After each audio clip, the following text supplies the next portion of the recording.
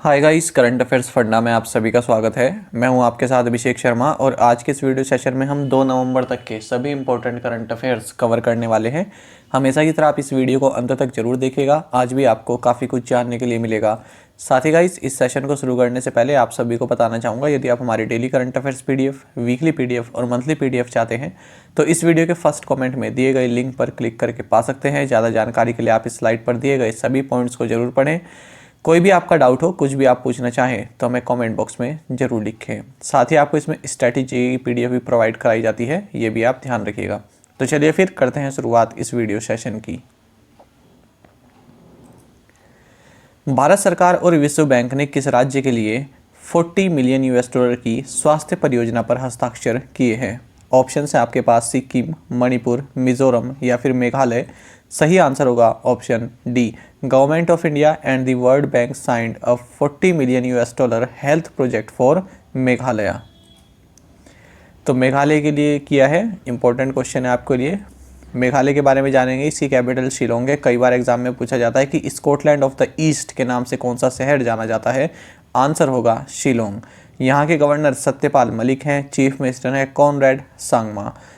आपको जानना चाहिए, मेघालय का जो गठन है, मेघालय राज्य जो बना था, ये 21 जनवरी 1972 को आसाम से 2 डिस्ट्रिक्ट को अलग करके बना था। ये 2 डिस्ट्रिक्ट थे द यूनाइटेड खासी हिल्स एंड जयंतिया हिल्स और गैरो हिल्स। द यूनाइटेड खासी हिल्स एंड जयंतिया हिल्स ये एक हो गया और दूसरा हो गया गैरो हिल्स। तो इन दोनों डिस्ट्रिक्ट्स को आसाम से जो है अलग किया गया था, तब मेघालय राज्य का गठन हुआ था 21 जनवरी 1972 को। अगर हम मेघालय के बारे में कुछ स्ट्रैटेजी की जाने, जो कई बार एग्जाम में पूछ ले जाते हैं, जैसे आपके एसएससी हो गया या फिर रेलवेज हो गया, फिर वनडे एग्जाम हो गया, आपको जानना चाहिए नो कालिकाई फॉल्स। ये बहुत इंपॉर्टेंट है, पूछा जाता है कई बार। उमनकोट रिवर, क्रांगसुरी वाटरफॉल, उमियम लेक, ये कई बार पूछा जाता है। मोफलांग सेक्रेट फॉरेस्ट, मेघालय अपने सेक्रेट फॉरेस्ट के लिए जाना जाता है। पवित्र जो फॉरेस्ट होते हैं इनके लिए जाना जाता है। इन्हें लॉ लिंगदो भी बोलते हैं। लिविंग रूट ब्रिजेस आपने देखा होगा, नहीं देखा है तो आप इनकी इमेजेस जरूर देखिएगा, काफ़ी सुंदर लगते हैं। क्रेम लियाट फ्रा केव, ये भी कई बार एग्जाम में पूछा जाता है। नोकरेक नेशनल पार्क कई बार पूछा जाता है। बलपक्रम नेशनल पार्क पूछा जाता है। सीजू बर्ड सेंचुरी भी कई बार पूछा जा चुका है। तो ये सभी स्ट्रैटेजी के मेघालय से संबंधित है, आपको इन सभी को नोट करना चाहिए। आगे बढ़ते हैं। किस दिन को तमिलनाडु दिवस के रूप में मनाया जाएगा? 18 जून, 18 जुलाई, 18 अगस्त या फिर 18 सितंबर। सही आंसर होगा option B. So July 18 will be observed as Tamil Nadu Day. तो ये तमिलनाडु के सीएम हैं जिनका नाम है MK स्टैलिन। तो इन्होंने कहा है कि 18 जुलाई को हम तमिलनाडु डे मनाएंगे। क्यों मनाएंगे? क्योंकि देखिए 18 जुलाई के दिन जो तब के चीफ मिनिस्टर से 1987 में CN अन्नादुरई, तो इन्होंने यहाँ पर स्टेट लेजिस्लेटिव असेंबली में एक रिजोल्यूशन जो है मूव किया था, जिसको अडॉप्ट भी कर लिया था। उस रेजोल्यूशन में ये था कि जो मद्रास प्रेसिडेंसी है इसको अब तमिलनाडु के नाम से जाना जाएगा। ठीक है, तो 1967 की ये बात है, 18 जुलाई की। तो इसलिए जो है 18 जुलाई को अब तमिलनाडु डे मनाया जाएगा। आपको बता दें कि 2019 में जो AIADMK की गवर्नमेंट थी, ये तो DMK के हैं, AIADMK की जो गवर्नमेंट थी उन्होंने 1 नवंबर को तमिलनाडु डे मनाना शुरू किया था। तो यहाँ पर रिवर्स कर दिया गया इस डिसीजन को, अब 18 जुलाई को मनाया जाएगा। किस बैंक ने काचिंग क्रेडिट कार्ड लॉन्च करने के लिए इंडिगो के साथ करार किया? Yes Bank, Federal Bank, IndusInd Bank या फिर कोटक महिंद्रा बैंक। सही आंसर होगा option D. So Kotak Mahindra Bank has tied up with IndiGo to launch ka-ching credit card. तो इंडिगो का ये 6E रिवॉर्ड्स प्रोग्राम है, तो इसी के तहत ये समझौता किया गया है। आपको जानना चाहिए, कोटक महिंद्रा बैंक के CEO उदय कोटक हैं। हेडक्वार्टर्स मुंबई में है। टैगलाइन है लेट्स मेक मनी सिंपल, अब कोना कोना कोटक। किस बैंक ने पेंशन भोगियों यानी पेंशनर्स के लिए वीडियो लाइफ सर्टिफिकेट VLC सुविधा शुरू की है? Bank of India, State Bank of India, Union Bank of India, फिर पंजाब नेशनल बैंक। सही आंसर होगा option B. So State Bank of India has launched a video life certificate VLC facility for pensioners. Important है ये भी आपके लिए। तो देखिए यहाँ पर क्या होगा, जो पेंशनर्स हैं उनको अपना लाइफ सर्टिफिकेट देना पड़ता है हर साल कि वो जीवित हैं और उनकी पेंशन जो है सही है बिल्कुल। तो इसलिए अब जो है वीडियो कॉल के माध्यम से भी वो अपना जो ये होता है अपना वेरीफाई करवा सकते हैं, जिनका भी अकाउंट है स्टेट बैंक ऑफ इंडिया में वे लोग। बाकी स्टेट बैंक ऑफ इंडिया के बारे में आपको इनके बोर्ड ऑफ डायरेक्टर्स के बारे में जानना चाहिए। तो चेयरमैन है दिनेश कुमार खारा और 4 मैनेजिंग डायरेक्टर हैं CS शेट्टी, अश्विनी भाटिया, स्वामीनाथन जे और अश्विनी कुमार तिवारी। बाकी आप जानते हैं कि हेडक्वार्टर्स मुंबई में है। इस वर्ष सतर्कता जागरूकता सप्ताह कब से कब तक मनाया गया है? ऑप्शंस आपके सामने हैं और सही आंसर होगा option D. This year vigilance awareness week was observed from 26 October 2021 to 1 November 2021। तो जानेंगे इसके बारे में। तो देखिए, विजिलेंस अवेयरनेस वीक मनाया गया है आपका। क्यों मनाया जाता है? क्योंकि इसी हफ्ते में जो है सरदार वल्लभ भाई पटेल का बर्थडे आता है 31 अक्टूबर को। इन्हें बिस्मार्क ऑफ इंडिया बोलते हैं, ये मैं आपको पहले ही बता चुका हूँ क्योंकि ये फैक्ट कई बार पूछा जाता है। तो आपको जानना चाहिए पटेल जी का जन्म 31 अक्टूबर को हुआ था। तो इन्हीं को रिमेंबर करने के लिए, इन्हीं के कार्य को रिमेंबर करने के लिए विजिलेंस वीक मनाया गया है 26 अक्टूबर से 1 नवंबर के बीच में। किसके द्वारा बनाया जाता है? सेंट्रल विजिलेंस कमीशन के द्वारा मनाया जाता है। इसका थीम काफ़ी इंपॉर्टेंट रहेगा। तो 2021 में इसका थीम रहा है independent India at 75, self reliance and integrity. Hindi में बात करें तो स्वतंत्र भारत एट 75, 75, सत्यनिष्ठा से आत्मनिर्भरता। वैक्स को किस शब्दकोश द्वारा यानी डिक्शनरी द्वारा वर्ष का शब्द चुना गया है? 2021 का वर्ड ऑफ द डे चुना गया है, वर्ड ऑफ द ईयर चुना गया है। सही आंसर होगा option C. So vax has been chosen as the word of the year by Oxford English Dictionary. तो 2021 की यहाँ पर बात हो रही है। तो ऑक्सफोर्ड इंग्लिश डिक्शनरी ने वैक्स को जो है अपना 2021 वर्ड ऑफ द ईयर चुना है। आपको मैं पहले ही बता चुका हूँ, ये शब्द पूछा भी गया था एक क्वेश्चन कि वैक्स जो है किससे संबंधित है। तो देखिए, जो वैक्स शब्द है लैटिन वर्ड वैक्का से लिया गया है, जिसका मतलब होता है काव। EPFO में क्वेश्चन पूछा गया था, इसलिए इंपॉर्टेंट है। ये ऑप्शन में काव था और भी 3 ऑप्शन अलग अलग थे, तो इसलिए लाइन आपके लिए इम्पोर्टेंट है। वैक्स आप नाम से समझ ही गए होंगे, इसके नाउन के रूप में भी आप यूज़ कर सकते हैं, वर्ब के रूप में भी आप इसको यूज़ कर सकते हैं। अगर आप इसको नाउन के रूप में यूज़ कर रहे हैं तो वैक्सीन या वैक्सीनेशन आप बोलते हैं, और अगर वर्ब के रूप में बोल रहे हैं तो वैक्सीनेट आप इसको बोलते हैं। हाल ही में केंद्रीय जल शक्ति मंत्री श्री गजेंद्र सिंह शेखावत ने Ganga Utsav 2021 the river festival के किस संस्करण का उद्घाटन किया है? सही आंसर होगा option D. So 5th edition of Ganga Utsav 2021 the river festival was recently inaugurated by union minister for Jal Shakti Shri Gajendra Singh Shekhawat. तो पहली बात तो आपको ये जाननी चाहिए कि यूनियन मिनिस्टर फॉर जल शक्ति कौन है? गजेंद्र सिंह शेखावत। तो इन्होंने Ganga Utsav 2021 the river festival का 5th एडिशन इनॉग्रेट किया है। इसी मौके पर continuous learning and activity portal भी इनके द्वारा लॉन्च किया गया है, जिसे कि national mission for clean Ganga NMCGC के द्वारा बनाया गया है। किसके साथ पार्टनरशिप में? ट्री क्रिएस फाउंडेशन के पार्टनरशिप में।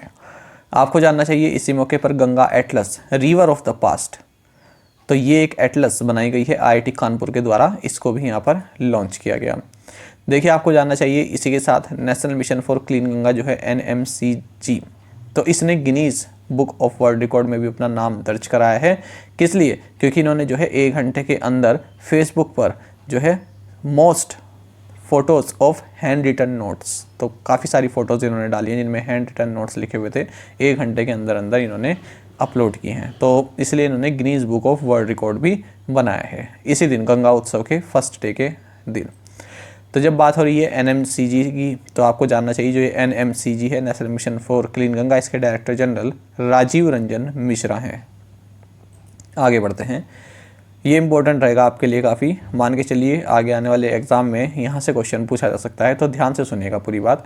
भारत किस वर्ष तक नेट ज़ीरो कार्बन उत्सर्जन का लक्ष्य प्राप्त कर लेगा? 2030, 2040, 2050 या फिर 2070? सही आंसर है option D. So India will achieve the target of net zero carbon emission by 2070। तो देखिए, भारत ने अब तक ऐसा कोई कमिट नहीं किया था, तो प्रधानमंत्री नरेंद्र मोदी ने यहाँ पर एकदम सरप्राइज़ कर दिया है सबको, क्योंकि भारत पहले इस चीज़ से बच रहा था कि हम ऐसा कोई कमिटमेंट नहीं करेंगे।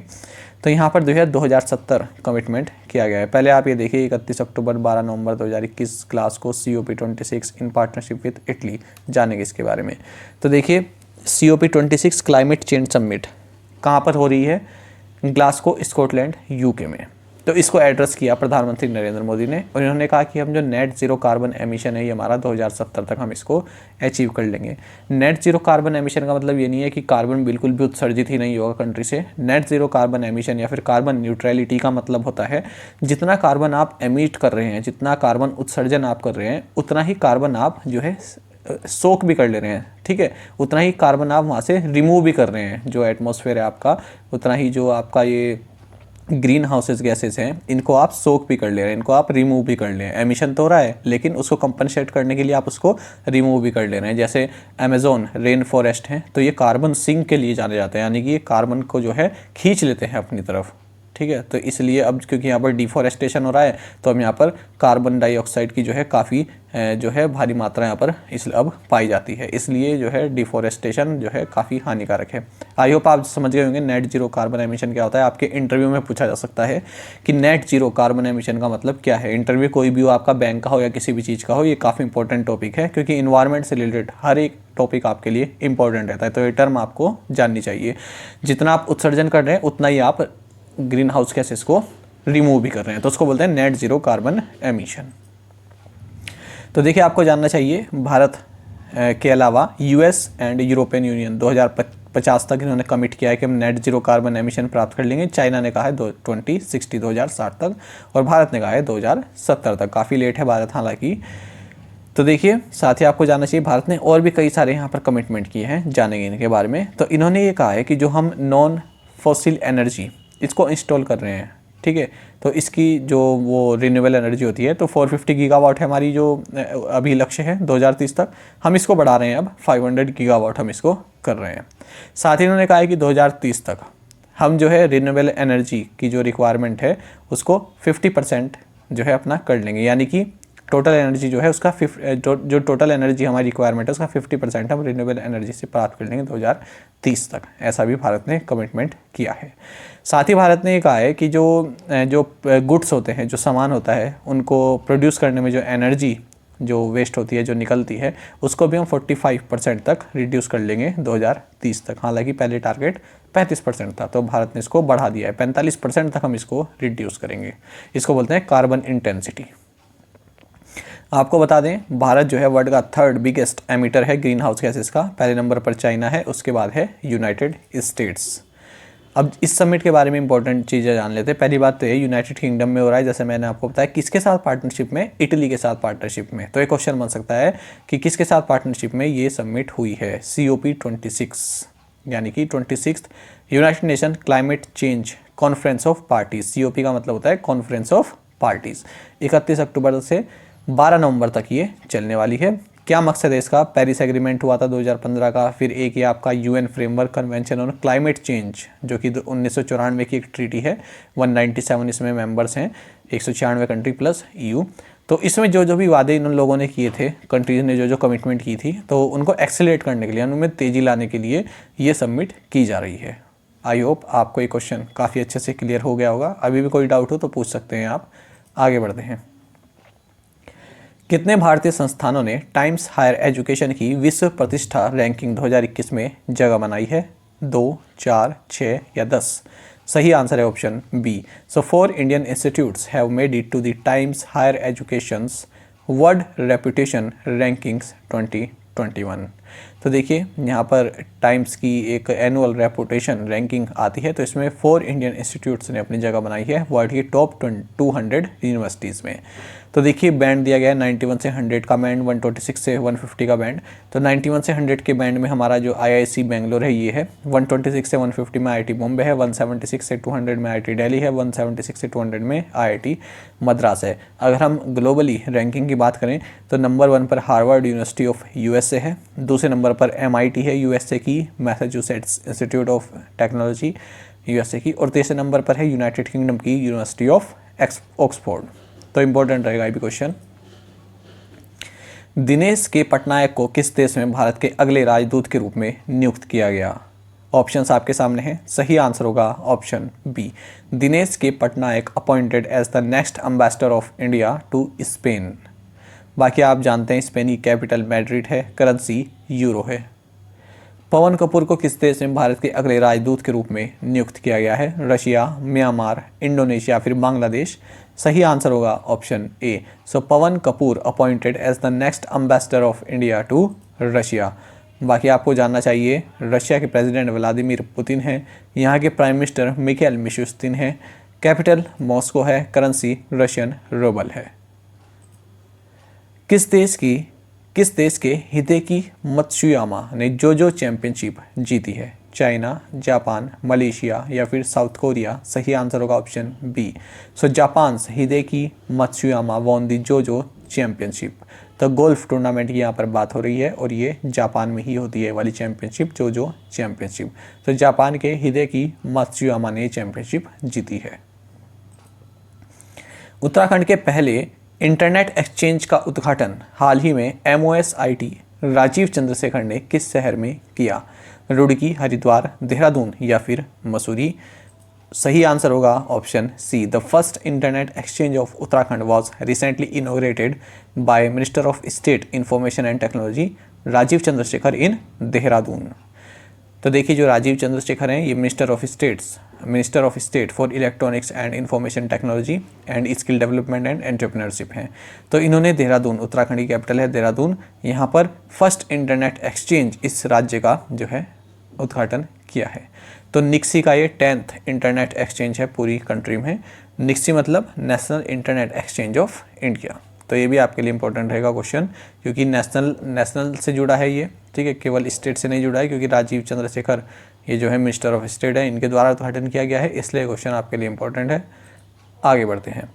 पत्रकारों के खिलाफ अपराधों के लिए दंड से मुक्ति के लिए अंतर्राष्ट्रीय दिवस किस दिन मनाया जाता है? सही आंसर होगा option B. International Day to End Impunity for Crimes Against Journalist is observe on 2 November. तो 2 नवंबर को ये मनाया जाता है। और क्यों मनाया जाता है? क्योंकि 2 नवंबर ही क्यों चुना गया? 2 नवंबर 2013 को माली जो कंट्री है, यहाँ पर 2 फ्रेंच जर्नलिस्ट को एसेसिनेट कर दिया गया था, यानी कि हत्या कर दी गई थी। एसेसिनेशन, इसकी स्पेलिंग भी आप याद रखिएगा, एग्जाम में पूछ ली जाती है। 4 ऑप्शन दे दिए जाते हैं, कन्फ्यूजन हो जाता है कि कौन सी सही स्पेलिंग है। एसेसिनेशन। विश्व शाकाहारी दिवस किस दिन मनाया जाता है? सही आंसर होगा option A. World vegan day is celebrated on November 1। तो वर्ल्ड वीगन डे मनाया जाता है 1 नवंबर को। आपको जानना चाहिए, देखिए वीगन और वेजिटेरियन में अंतर होता है। वेजिटेरियन क्या होते हैं? जो आप जानते हैं कि मीट, एग्स और जो भी अदर एनिमल प्रोडक्ट्स हैं ये नहीं कंज्यूम करते हैं। लेकिन वीगन क्या होते हैं?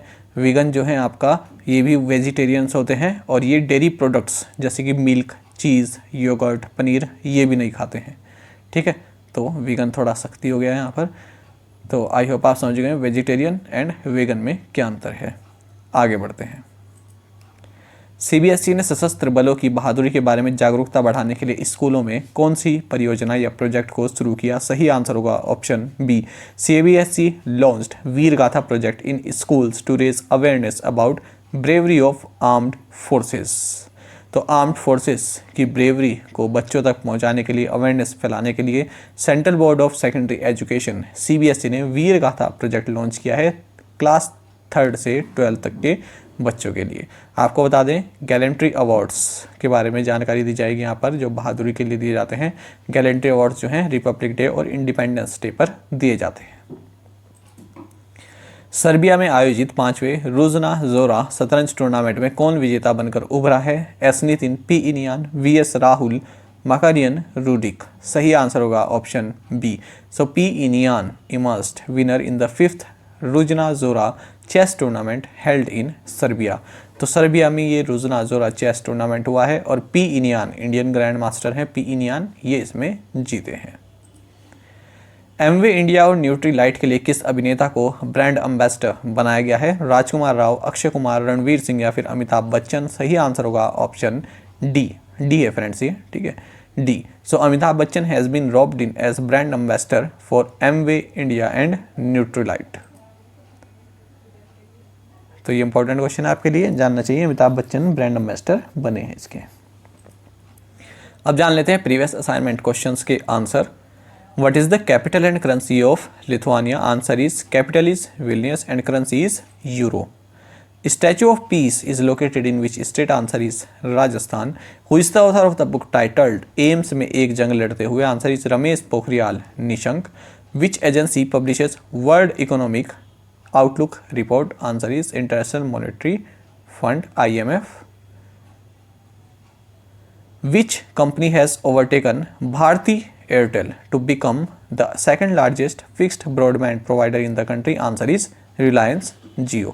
तो पांचों ही क्वेश्चंस के आंसर आप में से कई एस्पिरेंट्स ने बिल्कुल सही दिए हैं। इसी तरह से फ्रेंड्स आप पार्टिसिपेट करते रहिए। अब देखते हैं आज के असाइनमेंट क्वेश्चंस, और यदि आपको हमारा कंटेंट अच्छा लगता है तो आप वीडियो को लाइक और शेयर भी कर सकते हैं। चलिए देखते हैं आज के assignment question. What is the capital and currency of Latvia? देखिए फ्रेंड्स, हम सभी कॉन्टिनेंट्स के जो है कैपिटल एंड करेंसी कवर कर चुके हैं। अब ये हमारा यूरोप चल रहा है और यूरोप भी अब जो है इस हफ्ते या अगले हफ्ते समाप्त हो जाएगा। तो इस तरह से हम सभी कंट्रीज़ की कैपिटल एंड करेंसी पूरी कर लेंगे।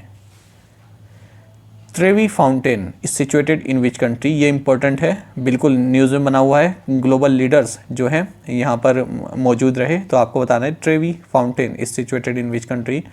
What is the total outlay for the PM गति शक्ति मास्टर प्लान? PM गति शक्ति मास्टर प्लान जो है, तो इसका टोटल बजट कितना है ये आपको बताना है।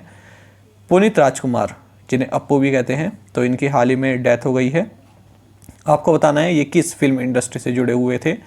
कन्नड़ या फिर तमिल, मराठी, हिंदी, किस सिनेमा से जुड़े हुए थे?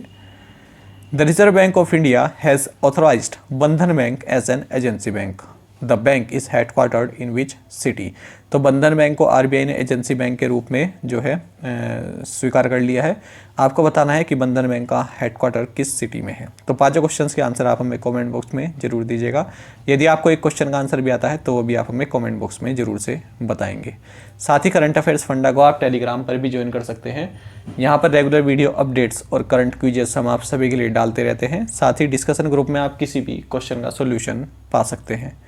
दोस्तों, यहाँ पर हमारे करंट अफेयर्स की प्लेलिस्ट दी गई है, इसको आप ज़रूर देखें। अपने दोस्तों के साथ, फेलो एस्पिरेंट्स के साथ हमारे वीडियोस को शेयर आप ज़रूर करें। आज का ये सेशन आपको कैसा लगा कमेंट बॉक्स में ज़रूर बताइएगा। Thank you guys.